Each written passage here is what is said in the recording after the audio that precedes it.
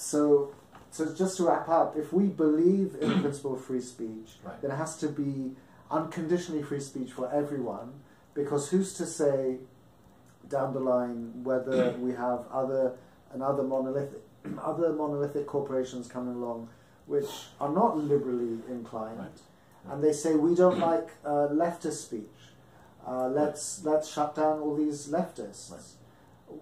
So where do you stand on the question of Alex Jones being shut down, Right. as an example, for instance? And this is using Wael Halat's critique of modern liberalism. The problem with liberalism is that it assumes there's a universal rationality, and that we've discovered it, and we're going to use the Leviathan state to impose it on everyone else.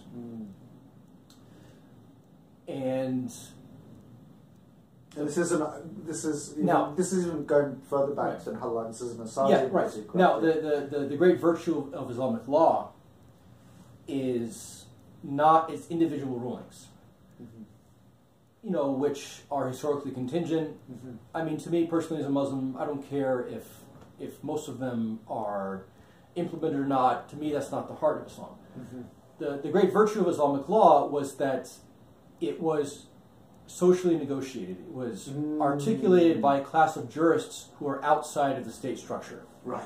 and therefore represented to some extent the grassroots morality. Right.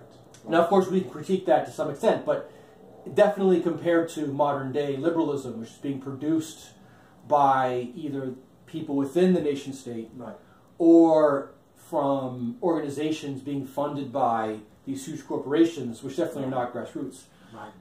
So what's happening with this whole idea of alternative facts is people have come to realize that their media is being produced by these corporate entities which have their own agenda. And of course, this doesn't justify these weird right-wing conspiracies, but there's this crisis of legitimacy. And it doesn't matter how much money you throw at it, how many laws you pass, if you don't have a legitimacy at the grassroots level, you're just going to have an opening for people like Alex Jones. So you can ban him, but banning him is not going to make his people trust anymore CNN or Columbia. Right. You know, Columbia is not some grassroots, No.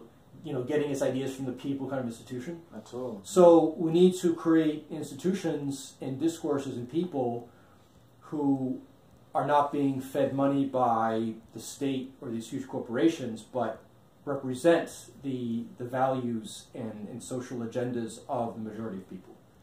And we can talk about them more next time, but I think that gives you an idea of my ideas on that subject. That's fascinating.